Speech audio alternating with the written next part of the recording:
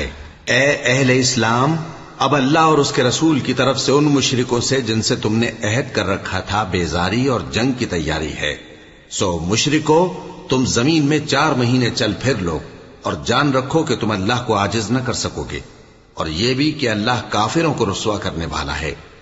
اور حج اکبر کے دن اللہ اور اس کے رسول کی طرف سے لوگوں کو آگاہ کیا جاتا ہے کہ اللہ مشرکوں سے بیزار ہے اور اس کا رسول بھی۔ اب اگر تم توبہ کر لو تو تمہارے حق میں بہتر ہے، اور اگر نہ مانو تو جان رکھو کہ تم اللہ کو ہرا نہیں سکو گے۔ اور اے پیغمبر، کافروں کو دکھ دینے والے عذاب کی خبر سنا دو۔